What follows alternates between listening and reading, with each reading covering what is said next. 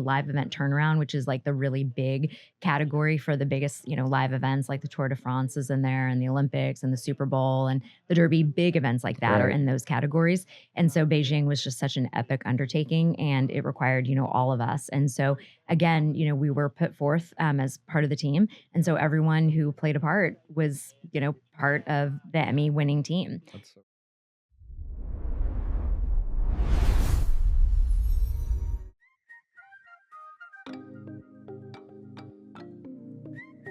Hey, my name is Brian Nail, and I'm a mortgage loan officer with Primis Bank. I just want to say how much I truly enjoy being a part of the Spread the Positive Network. It's an incredible mission that brings so much positivity to our community. It's been a real pleasure to be involved. Now, when it comes to financing a home, there are a lot of options. And in a market like today's, having the guidance of a trusted local professional can make all the difference. Whether you're looking to purchase a new home, second home, an investment property, or explore refinancing options, I'd love the opportunity to earn your trust and help guide you through the process. If I can help you nail your mortgage, give me a call at 615-243-3976 or visit nailyourmortgage.com.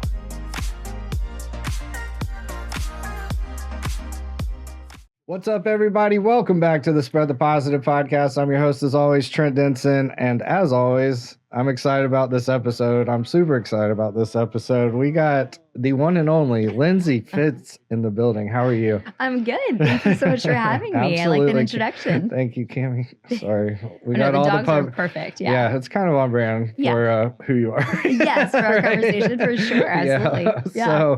So, Lindsay, typically I like to take it back. Early passions, whatever you like to share about childhood, and then we'll kind of get into what led you into your current life stuff, and I'm sure there'll be a couple of rabbit holes that we can tap into as well. So take us back to young Lindsay real quick. Okay. Well, I'm from Oklahoma originally, and grew up traveling as a family, and just went to Oklahoma State for college. Go Cowboys! And then, thank you. Exactly, not Sooners. That is an important distinction. And it was when I was at OSU that I realized there's so many other places that I want to live. So I did internships in New York and LA and DC and London and Paris. During school? Yeah. All of that during school? Yeah. Okay. Yeah. I was busy during the summers and Christmas breaks. Oh. And that's really when I decided that I wanted to move to New York City when I graduated. And so went straight from Stillwater, Oklahoma to New York City, where, at the time, 3 years felt like a long time. So I told my parents, oh, I'm going to be in New York 3 years. And then I'm going to get, my resume is going to look super marketable. And then I'll go to Dallas. Okay. Because that's where, the biggest city is, where everyone went after college. Sure. And, 10 years in New York City. 10 years later. My parents were like, so that Dallas plan? Thing, yeah.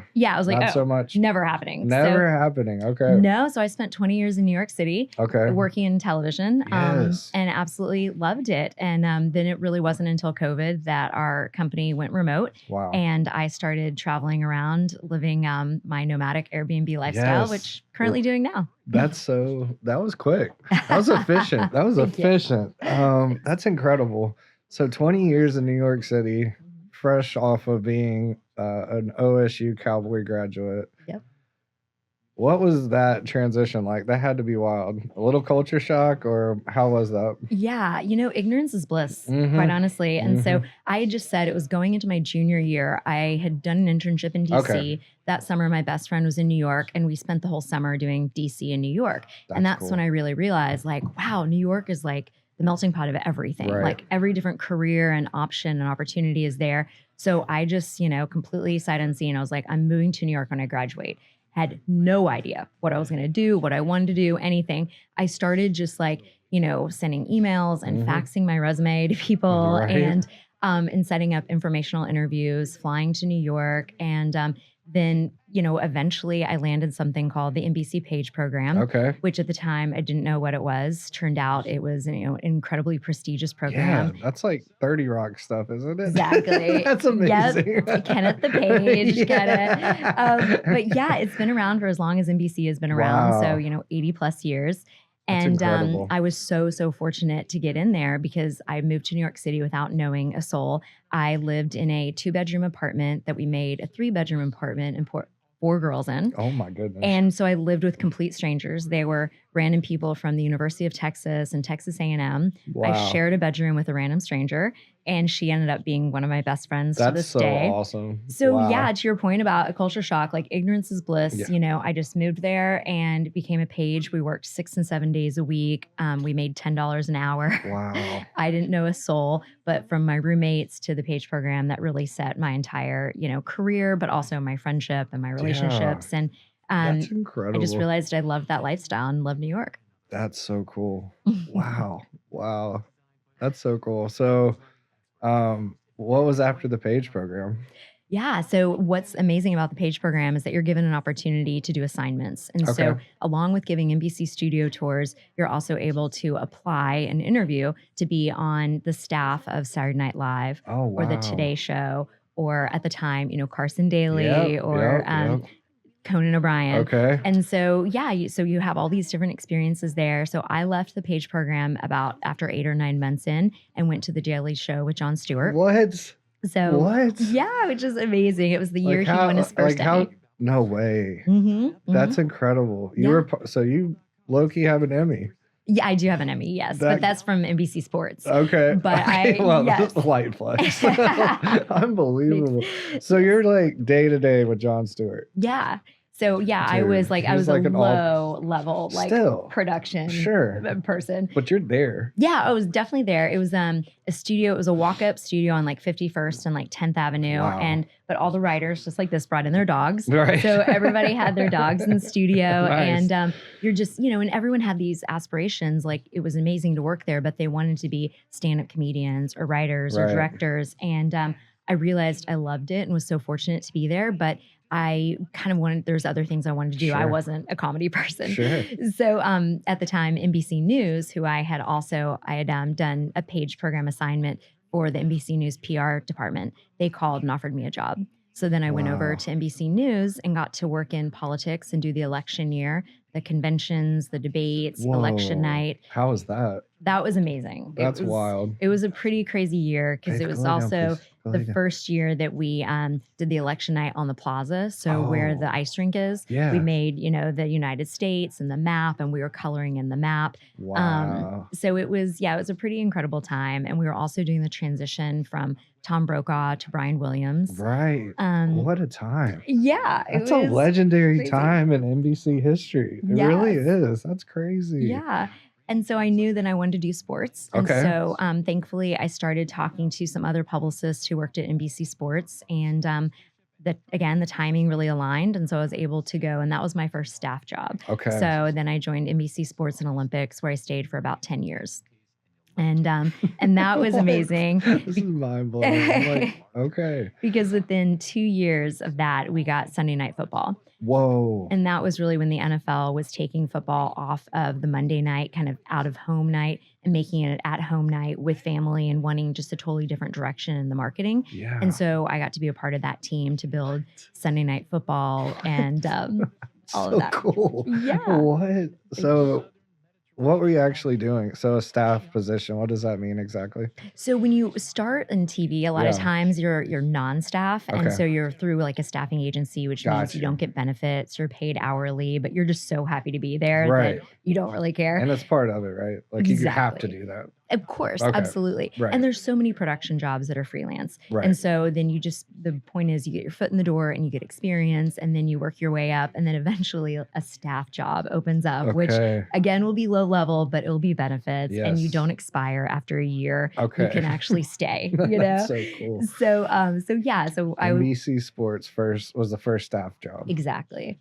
And it was the PR department. Okay. So I was a junior publicist. Wow. And, and working on, at the time, we had arena football. Wow. And, we had a lot of the lead up sports to the Olympics. So the world championships of figure skating or gymnastics, because we had the Olympics every 2 years. Wow. And then within our first 2 years, we got Sunday Night Football. And that's really when I segued my job into what we call the big event strategy. Wow. And that was to, how do we get the non-sports audience to watch sports? So I worked with producers from Real Housewives on Bravo, The Today Show, CNBC, Telemundo, and we found, what is that angle that's going to get that audience watching sports. I brought the Real Housewives to the Kentucky Derby because Bethany Frankel was into horses. Nice. We brought Access Hollywood to the Derby to do the red carpet. We brought the Today Show to the Super Bowl. So it was, harnessing all of everything under the umbrella of NBC and bringing in a bigger and more diverse and wider audience. And then it was also a negotiating tactic that we could take back to our partners at the NFL and say, hey, we're doing what our competitors at CBS and Fox can't and aren't doing, where we're getting your childhood obesity campaign, on the Today Show. We're showcasing your sports and your athletes in, a more diverse way that's attracting a bigger and wider audience. And so now you see it all the time. Right. But NBC was really kind of the first to do it, and that what they call kind of synergy or symphony type setup. What year was this? That was in 2012. Okay. Yeah. I'm just trying to get back to that. That was fresh out of college for me. Mm-hmm. And, football is everything. Go Panthers. Keep pounding. Yep. Super excited for this season. But every game from since I can remember pretty much. But I'm just trying to take it back to 2012. And just, you're right. Like, it wasn't like that stuff wasn't around, or like the global, definitely the global aspect, but even just like the more of the causes and just like the cross promotional stuff. It was just football. It was just the Shield. It was just the the beer commercials and Chevy trucks or whatever. That's true, man. That's So you were really a big part of that. Yeah, and absolutely. Like that. Now it's everything for the NFL, because which it's a is lifestyle. wild. Because they also realized how much more money you can make when you attract a wider audience, and and that's what we realized too. Is we did a segment on the Today Show every Friday going into the Sunday night football game, where we would show a lifestyle aspect of a player from that Sunday game. So for instance, a player who was adopted, we would do a really personal story that was fit for the Today Show. And then, someone who maybe doesn't care about football might watch the game because she's cheering for that player that she just saw that really powerful story on. So, and that's really just how my brain thinks. And so I was so fortunate that I had a boss and a mentor who brought me in and realized, like, I'm not there to promote the X's and O's of the game. Right. We have publicists that can do that. A lot of analysts, all the people, But I'm going to think in a more strategy. lifestyle way. Man, and so I feel really fortunate that was valued, and I had a chance to build that. And at such a young age too, where it was like getting to touch football and the Olympics and the Derby and the PGA Tour and the Stanley Cup and the Stanley Cup finals. It was pretty wild. But also Dick Ebersol was in charge at the time, and he ran it, so well and was such a visionary. Yeah. And so to be able to learn from him in my 20s was pretty incredible as well. And so were you like hand in hand or like day to day? Just Wow. He came, so I had this cubicle, and I try to like make my cubicle as nice as possible. I had this little like suede chair right behind me, and every morning I was there really early because I was searching for the clip. Yeah, so Dick would be in my cubicle in the mornings, and he would sit behind me as I'm like searching for clips everywhere the news is talking about our sports or our broadcasts, and he would just kind of talk to me, and it was a little nerve-wracking and intimidating at first, and then you just realize like, wow, I get to learn from this guy and, be in his orbit. And it was very cool. He had this great quote that he said, he's the only asshole allowed to work here. And so it really kept like a level playing field, where we were all colleagues. It was a really small team doing a lot of work. And again, to learn in that environment in your 20s it's priceless. You can't pay for those experiences. Wow. What a story. I knew this was going to be like mind blowing, but this is a whole new level. We didn't get into all of this on our vision call, but man, that's incredible. So, man, I'm trying to even keep up here. So NBC Sports, you're doing the things, you got Dick behind you, like chiming in on what we need to feature. And then what's next after that? I just we got to get the whole backstory here. Thank you. Yeah. I got to do 3 Olympic games with NBC, the Torino Olympics, Beijing, and Vancouver. Beijing was pretty epic, Yeah. as you know. I was Michael Phelps, big time. Right. Yeah. And so just being a part of an Olympics is just bar none. Like in a career, I would hope everyone would get a chance to do. Okay. I don't care if you're just carrying someone's bag. If you Okay. can go to an Olympic Games, it really is an unbelievable experience to be on the world stage and to Right. interact with athletes from around the world and teams and broadcast teams and be Right. in the in the IBC, which is the International Broadcast Center. And That's crazy. it just and That's like so see crazy. how I other can't people are imagine. reporting on sports from their Yeah. own regions of the world. So yeah, that was a pretty unbelievable experience. And my Emmy award is from the Beijing Olympics, Okay. actually. And then so after 10 years at So NBC Sports, don't just gloss over that. Sorry. I'm Okay, not gonna let yeah. you do that. Thank you. So you got an Emmy Mhm. for the Beijing Olympics. Mhm. Like, how does that even work? Like, what's the process? What was your role? All Mhm. that. So yeah, being part of the production team. So Okay. being on the PR side of things. So we were on the PR and marketing side. Okay. So we were all, like I said, Dick made us all one team. Okay. So you're all sort of like one team, and there's different categories and things. But in live event turnaround, which is like the really big category for the biggest live events, like the Tour de France is in there, and the Olympics and the Super Bowl and the Derby, big events like that are Right. in those categories. And so Beijing was just such an epic undertaking, and it required all of us. And so again, we were put forth as part of the team. And so everyone who played a part was, part of the Emmy winning team. That's so cool. Which, how yeah, many it was people were on that team? That is a good question. I don't know. Wow. It was It's a like lot. of Yeah. us. But what was really cool is that everyone was treated as an equal and valued member, which is why should we be. all were able to receive an Emmy for our work. And then of course there were different awards for different categories in producing and reporting and things Right. like that. But this was sort of the overall like production award, which was really cool. That's so cool. Were you involved with like the NBA finals? No, we didn't have it at the time. Was that when NBC didn't have? Right. That's like why Yep. they're just getting it back. Yes. Ish. And that's just happening this Just year. new. This is the first Okay. season. No, yeah. NBC had all of the big sports. And then when I started, Dick Ebersol had just gotten us out. And there was even a story written in the New York Times about, NBC getting out of the big ball sports because the rights, the licensing Yeah, fees were are just so epic insane, and yeah. insane. So really we had, when I started, arena football, the Olympics every 2 years, and not too much else. Wow. Because we were just hemorrhaging money with rights fees. Wow. But the point is you pay to also make money, right? Right. So it's like having, a big marquee sporting event also gives you an opportunity to promote your primetime shows. Right. And right. so when we got back into Sunday Night Football, we were able to launch the Monday primetime shows really well by using, Sunday as, There you go. a great promotional ramp for that. And then, then there was the Comcast merger. And so now NBC is a behemoth, and Right.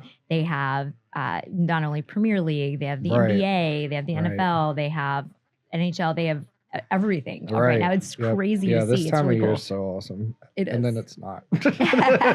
Then it's the Yes. dreaded 2 months of sports where there's Yeah. just baseball Like and some after- golf. Yeah. Yeah, like after the NBA finals, Yes. we're It's like, the worst. I know. I know. Dreading. I always dread it, but yeah. well, after football season, I have to remind myself like what I do Mhm. because Saturdays I watch college, Right. Sundays is pro, and then when football season's over, you're like, what did I do on the Yeah. weekends when I wasn't just watching football right. all weekend? Isn't that crazy? That's Yeah. so cool.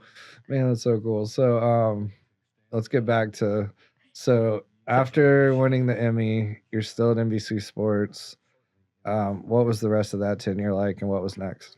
Yeah, so then I stayed there through the Comcast merger, and Okay. a lot of things changed, and we became incredibly different. Sports changed really quickly because we inherited Versus, which is now NBC Sports Network, and then also Golf Channel, and then 11 regional networks as well. So all of a sudden, we went from this kind of like small, really mighty sports team to this much larger Conglomerate, yeah. conglomerate, Yeah. and so I stayed and worked under our chief marketing officer, John Miller, who was a legendary and absolutely wonderful. Nice. But, after a while, you need to find kind of your next challenge. So I got recruited by the Discovery Channel Wow. and went to DC, where their headquarters were at the time, Silver Okay. Spring, Maryland. Nice. And I became bi-coastal between DC and LA, leading a team that was about talent strategy, where, we represented the on-air talent on Discovery and TLC. So cool. Discovery really realized that the talent on the unscripted shows, they're not actors, they're Right. fishermen, they're Mhm. survivalists, they're, all sorts of different things that don't have experience in Right, television. right.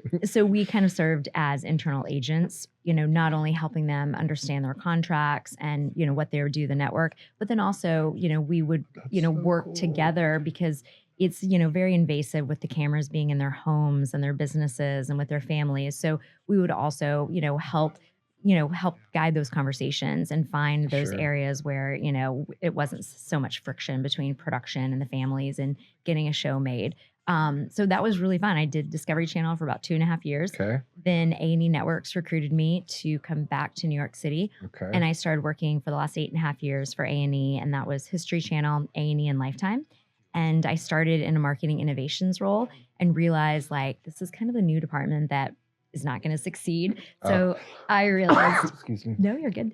At the time, wow, A&E was one of the smallest networks I'd ever been at. I'd been at NBC and Discovery. So what were those bigger networks doing that A&E wasn't doing, and how could I provide value?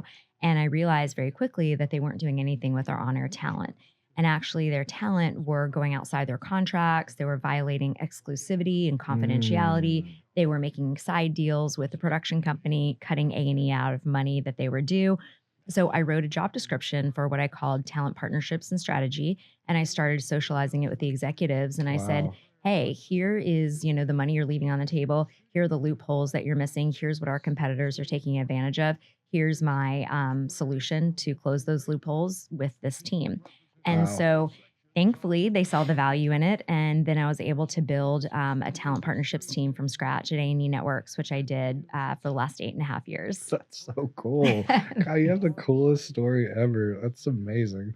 The little production guy over here is like just mind blown right now. That's so Thank cool. you. I think it's just, about kind of like following your curiosity Yes. and realizing that like I never had a title or a job, that I was like, this is what I'm going to do. I'm not going to be a doctor or a veterinarian. Sometimes I wish I Sure. did have that very linear career path. Sure.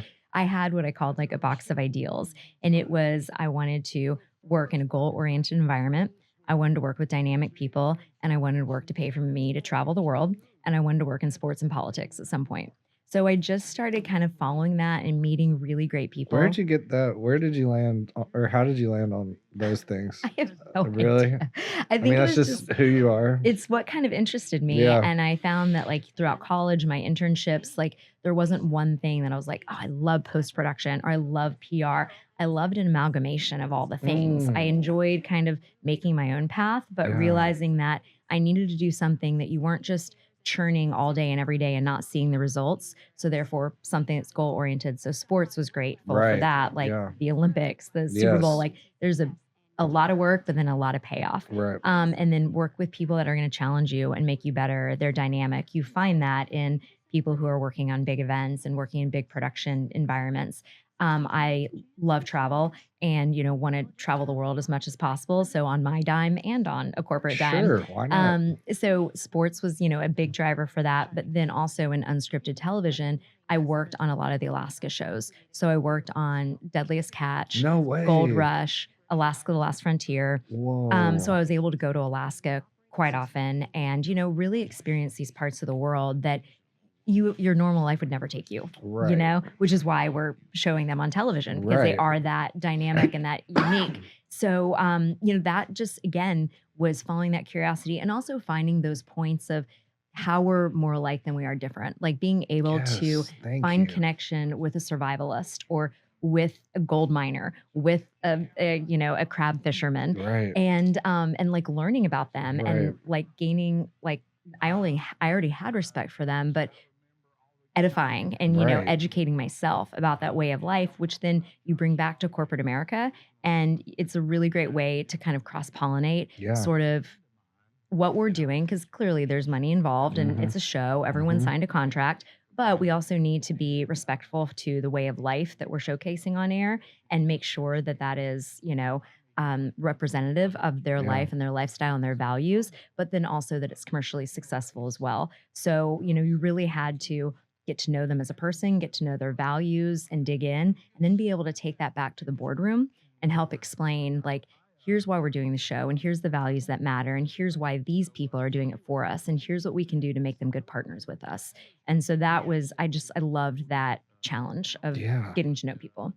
That's so awesome. Man, I'm just like, that's such a gift too, to be able to do that and just have the understanding and to be able to communicate that and then relay what you find out and then take that feedback and then vice versa. That's special. Like that's Thank you. incredible. Wow. Like that's there's not many people that could do that, right? Thank you. Well, I've learned a lot along the way and made a lot of mistakes, but I've been so Sure. fortunate to have like unbelievable mentors. Mhm. And, I look back on some parts of my career where, again, like ignorance is bliss and you just like come in and think you know what you know and you don't. You and never do. you get very humbled and, Real learn quick. from the best Right. and then realize, how much you learn along the way. And you learn some really unique things, like the things I know about crab fishing right now or Right. about homesteading, or it's very interesting. Did It's you ever very do moonshiners? A little bit. little I didn't, bit, okay. yeah, I I didn't was get to like, work with them too much. Okay. But yeah, was that a show you enjoyed? I have a weird tie.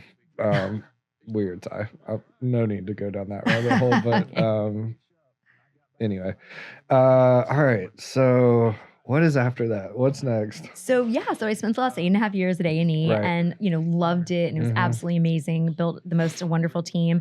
But again, TV changes and the television COVID. landscape now has been incredibly difficult and interesting with all the mergers and acquisitions and the conglomerates and streaming and cord Mhm. cutting and all that stuff. So our business was really, really changing. And I just also realized I wasn't, if our shows aren't, being that successful, if they're not rating very well, then I don't have a lot of opportunities to pursue with my Right. talent or my shows. Mhm. And I always want to be getting to the next level. Next level. What's next, So I've always loved, CSR, corporate social responsibility, working with Yes. nonprofits. So in all of my careers, I have leaned into the CSR team, even though it hasn't been my job. So at NBC, it was working with The More You Know. That was our Okay. big platform there. Right. So I would work with our talent. Is it that thing? Yeah, the little rainbow. star. Yeah. Exactly, okay. exactly. The more you know. Yeah. Yep. So I would bring in, our sports and our news talent to do Yes. things with The More You Know. At Discovery Channel, we did a lot in conservation and with Yes. nature. So I leaned in, again, using my talent to leverage them for those opportunities. At A&E, we did a lot with military and Nice. veterans. So again, using talent for those purposes as well. So when I was at A&E and I was like, gosh, TV is just kind of crumbling and what's next for me? And an executive that I had worked with at A&E had gone over to Best Friends Animal Society to run marketing. And Getting to the good part. yeah, we're getting and not that all of this wasn't phenomenal, but Thank you. I can't wait. And so she called and she said, Lynn's like you love CSR, you love nonprofit, but you don't actually have real experience in it. Mhm. And there's this celebrity, job open at Best Friends, and I think you'd be great for it. And I Wow. think now is the time to, make a change and take a chance.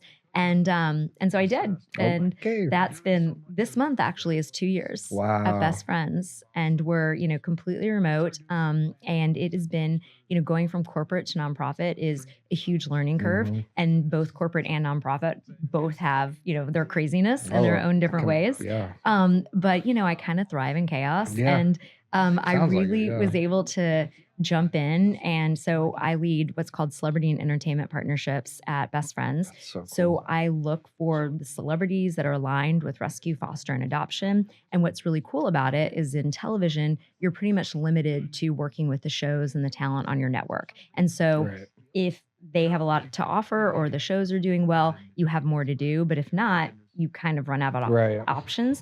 But here, it's like there's no end to Yeah, the people who are right. into it. So I can That's work so with cool. the NFL to Sabrina Carpenter to Broadway to the NBA. I mean, it's almost overwhelming how many targets there are. Right. Yeah. But it's been very cool to like really open up my network, be able to talk to agents and reps that I wouldn't have had an opportunity to before or a reason to Mhm. before, and get to talk to people about their passion. Yeah. Yeah. Save them. So for the people that don't know Best Friends, Mhm. what officially is Best Friends? Yeah, we're one of the leading national nonprofits in animal welfare. We're a Yes. 501c3. We're nationwide. We have 5 of our own life-saving centers in LA, New York, Salt Lake City, Northwest Arkansas, and a huge sanctuary. It's the largest no-kill sanctuary in the nation. We have over 1,600 animals. Wow. Not only dogs and cats, but horses, pigs, bunnies, birds, goats. It's amazing. So cool. Yes. And that's in Kanab, Utah.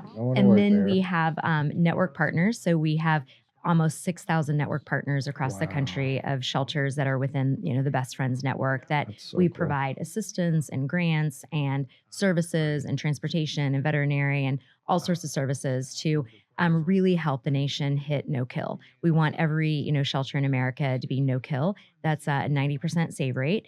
And just realizing that there's no need to say or to hurt healthy dogs and cats when we can find homes for them through, fostering or partnering, adoption, and things like that. So it's been, it's really an amazing organization. And because it is so big and we have so many resources, it's been really great to work with our celebrity partners and say, okay, what piece are you specifically interested in? And let's curate a project based on that, because your celebrity, your voice, your platform can truly move the needle. Yeah. And so to be able to build that with them, individually, and there's no blueprint, everything is unique and organic to what they want to do, but also fits within our umbrella and, That's brings our mission. So cool.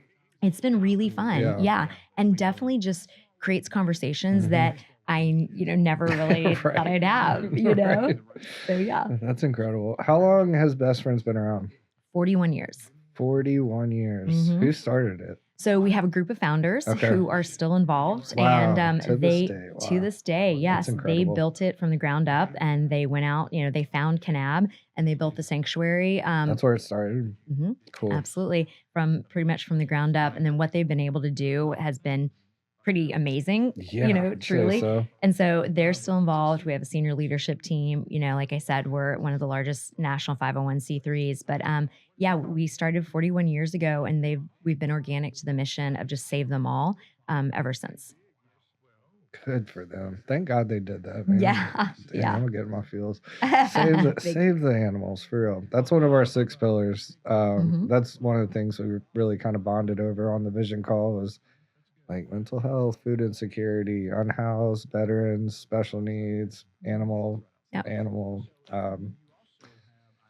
rescue, right? Yeah, absolutely. So that's so in line. Like that's such an amazing example of everything. Spread the positive. Like it's such a great. Well, it's so universal too. Right. And that's the thing that you realize when, the world and culture can be a crazy place. Everyone can kind of agree. This isn't political. This isn't polarizing. There's no controversy here. It's literally like, let's save those who can't help themselves. Let's, step in and fill the gap and save those. And there's no need to, have homeless pets. There's no need. So, it really is an amazing mission. And the people who are so passionate just amazes me on a daily basis. Like not only celebrities, but the normal individual people doing just amazing work every single day. Our shelter workers, like my colleagues who are working in animal welfare, who are working at the shelters that are open 7 days a week, 24/7, saving animals, transporting animals all over the country, doing veterinary work, spay and neuter, all of the programs that,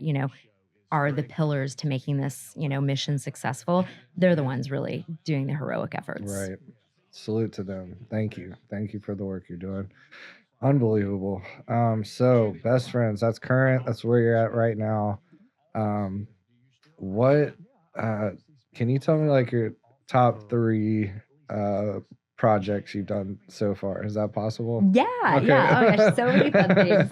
So yes, recently I worked with NBA player Myles Turner. This one got me. I'm ready, please. Okay. Sorry, this is so great. So he's a star player. He played for the Pacers for a long time, and now he's with the Bucks, and he loves cats. And he created the Casper Foundation, he and his girlfriend Asia McLeod, and they want to, help create, funds and grants and, help people with saving cats. And so I connected with Myles probably about a year ago through his agent, and then have been having conversations with his agent. And then finally, within a year, was able to talk to Myles directly.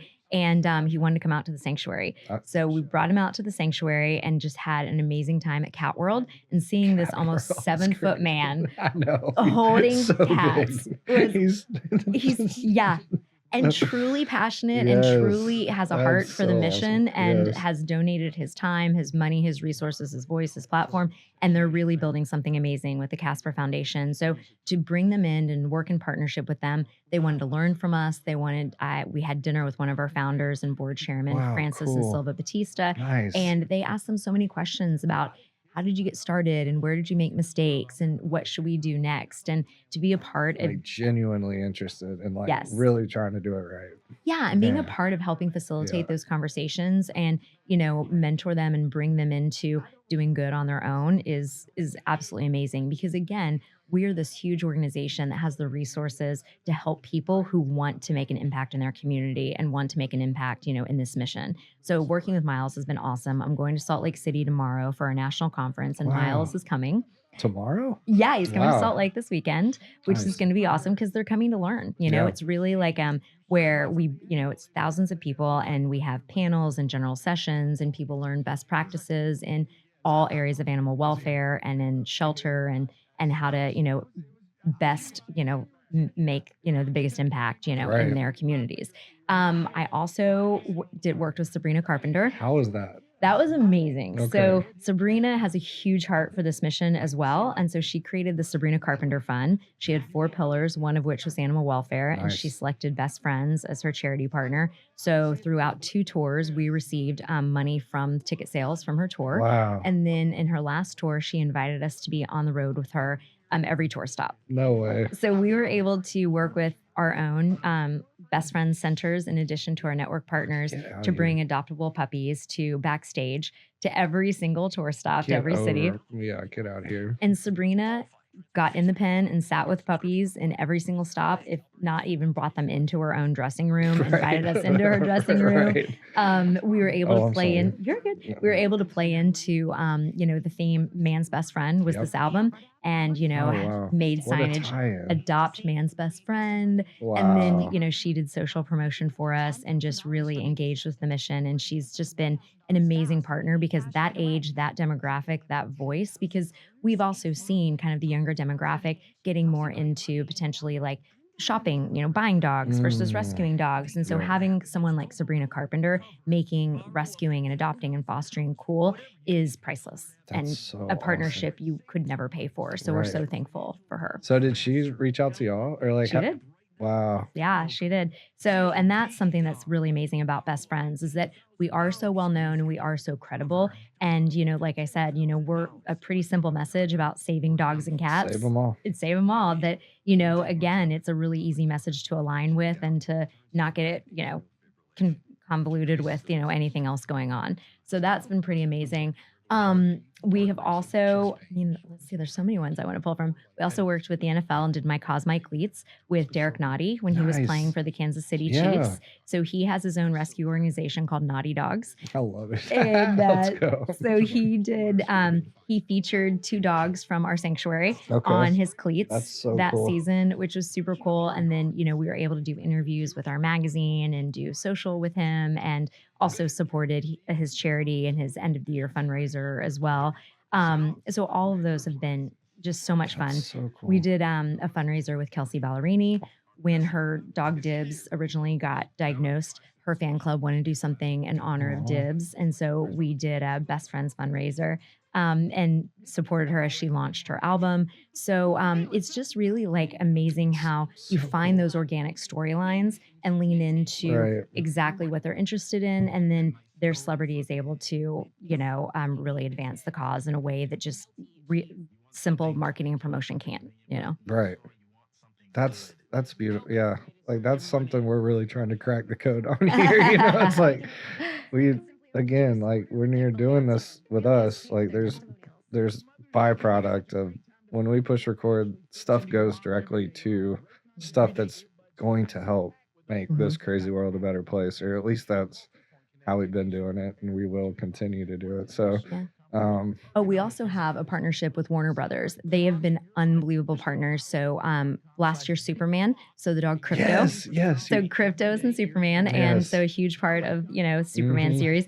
And James Gunn, the director, actually is a huge fan of rescue. He has his own rescue dog, Ozu. So he was really, really engaged. So last summer, we're the official charity partner of Warner Brothers and Superman, which means we did a national PSA campaign together. They sponsored our adoptions at our 5 centers for over a month, and we actually saw a 500% increase in the interest in adoption off of that campaign. 500%? 500% increase in the interest of the Superman campaign, which was unbelievable. So now we're partners with Warner Brothers again for Supergirl. So Supergirl launches this June, and actually Crypto is an even bigger part of this movie because Crypto is actually Supergirl's dog. So it's really a huge storyline around Crypto. And again, national partners, Warner Brothers couldn't be a better partner doing a national PSA campaign with them, which is launching currently, which leads into print and broadcast and radio. And again, they're sponsoring adoptions. And this time we're doing the sponsored adoptions for a longer window because we saw how much interest it generated last time. That's incredible. That's so cool. And this is just what you do on a day-to-day. Yeah, these are the conversations I have on a day-to-day basis. Yes. That's unbelievable. That's so cool. Well, what's next? What else what are you excited about coming down the line? Besides Supergirl, that's probably a pretty massive project. Yeah, Supergirl is going to be really big this summer. We also are working with, we work with various shows as well. So we've got a partnership coming up with Disney's King of the Hill. Okay. So we're really pumped about that because, they brought the show back and, Lady Bird has since passed. And so there's going to be a new storyline with a new dog. So we're super excited to be a part of that and that the family is going to adopt. So, again, when pop culture just organically makes adoption, rescue, foster part of their storylines for their characters, a natural part of the story, that does more for us than almost anything that we could just produce in a commercial. Yeah. So it's so important to foster these relationships with studios and with talent because, we all know when it's a real story and when it's true to someone's, own heart, that it just moves the needle so much more. So that campaign is coming up. We also have our New York City Gala, our biggest benefit of the year, coming up in October. Nice. So we'll get, a ton of celebrities to come to that and look for performers, and we'll raise money. But this year we're very excited because we're going to honor Trisha Yearwood. Wow. So Trisha Yearwood has given to a shelter in every one of the 50 states for the last 4 years, going into her 5th year. Wow. So she has her own charity called Dottie's Yard, and she's just, Trisha loves music and animals. And so she's cooking. Exactly. But I think it's like music, animals, and cooking. I think it's that. In order. Yeah, that's the right order. And so she's unbelievable. And so when cool. I heard about, what she has already done and just done it so quietly too, I asked her manager, could we get a list of the shelters that she's given to across all those years? And we cross-referenced it with our network partners and found out about 90% that she's given to have been Best Friends Network partners. So our benefit this year is going to honor the shelter workers, but we're also going to recognize Trisha for her amazing efforts and contributions. So I'm really excited to work with Trisha and her team to honor her work, but then to also, when we honor something like that, it also gives an example and provides a blueprint to others who are wanting to do something and maybe not knowing exactly what they want to do. Unbelievable. Shout out to Trisha Yearwood. I know, what right? A legend. What a legend. She is. I didn't know that. I mean, me neither. Man, she's like so quietly done this. There hasn't been press around it. It's just like her managers just kind of mentioned it to me. Really? And I was like, wait, what? Every state? Yeah. For 5 years. Okay. This is the 5th year. Right. Yeah, exactly. So there's always things like that we're uncovering. And that's what I love about this job, because it's all conversations. It's getting to know people and talking to them again about their passion. We also worked with Catherine Schwarzenegger Pratt. She had always had this rescue horse that she's in love with. And so this year she wrote a children's book about it called Cat and Brandy. So we have a big event at the Rose Bowl in Pasadena every year called Super Adoption. And we bring in about 21 Southern California shelters, and it's like an adoption palooza. We get 500 dogs and cats adopted in a weekend. So last year we brought out Catherine Schwarzenegger Pratt, and she did a book signing and a book reading, and we were able to sell her book at Super. And then she also was there to help promote the event and work in partnership with us. We also worked with Gavin Rossdale, and he's also huge in this mission and just has the biggest heart. And he and his dog do all the tours together and travel around. He's always talking about his dog. So we did something called 12 Days of Dogmas with him, where he came to our LA center and we featured a different dog for 12 days, Wow. but also one from all of our centers around the country, and got all the dogs adopted. So Wow. it's just been, Come on. amazing to work with these partners who come in and just are asking how they can help. Wow. That's like a different level of a win, right? Yeah. Like there's wins, Yeah. there's revenue goals and exceeding, like there's different levels of winning. That's got to be the best win. Like when Yeah. you're just like, there's no loser, right? It's Mm-mm. just everybody wins. Yeah. Well, and you just start these conversations with, you don't have any agenda except Right. that, this is an amazing organization and I want to tell you all about it. Right. And I want to hear what your goals are. And then how can we help you with your goals? Come on. Because whatever you want to do in this mission, we want to be there to help and Come support, on. because it's only going to help, all of us and help the Right. mission. So it's really fun to be able to, again, not have any blueprint or any agenda and just to create with them. And I Come think on. they also really appreciate that, because I think so much, in celebrity, they're promoting a show or promoting a book, and this gives them a chance to like really create around something Yes. that they're passionate about. And that's what I love doing the most, is just getting to be creative with them. That's unbelievable. That's so cool. Yeah, and you're clearly really good at it. Like you can't just be like, oh, well, we'll just do the super adoption, Adoption, or yeah. we'll do Supergirl, or you take Myles Turner, right? Yeah. Myles Turner to go play with kitties. Like Yeah. it's just so good. Thank It's you. all so good. Oh man. Man, I could talk to you all day. Like this is so amazing. But you got to get back. Are you packed up? Are you ready to go? To Salt Lake? Yeah. Yeah. Okay. yeah, So this is exactly. nothing. You're good. You'll Yeah. just head on back. Well, I only buy a one-way flight because I never know where I'm going to go. I want to That's be so open cool. to like where I could go next. Sure. So yeah, I have a one-way flight to Salt Lake right now, but then I'm going to go to New York because Okay. we've got some business in New York with the gala, getting ready for that. Heck yeah. And because, October is somehow around the corner. And Yeah. and maybe try and fit in some personal trips too. Yeah. Good for you. But as long as like I can just keep it moving and keep the conversations, that helps me. Right. The more that That I'm fills like your cup. meeting with people Mhm. and hearing about their passions, like that inspires me and also gives me ideas, because you can't just sit in front of your computer and Be inspired. exactly. Right. Yeah, exactly. 100%. And like talking to you is so Right. exciting Thank because you. like what you guys are doing is Mhm. awesome. Just like bringing Yes. these stories out and the power of community. Yes. And that's really important too. Absolutely. Well, I appreciate you. I do want to. I always ask this one question, and we've already covered so many things that kind of answer it, but I do have to ask you. The tagline's bringing light to what's going right. According to you, Miss Lindsay Fitz, what would you say is going right in this world outside of best friends? And well, obviously everything best friends is going right, but just like according to you, outside looking in, or just you personally, what would you consider going right? Mhm.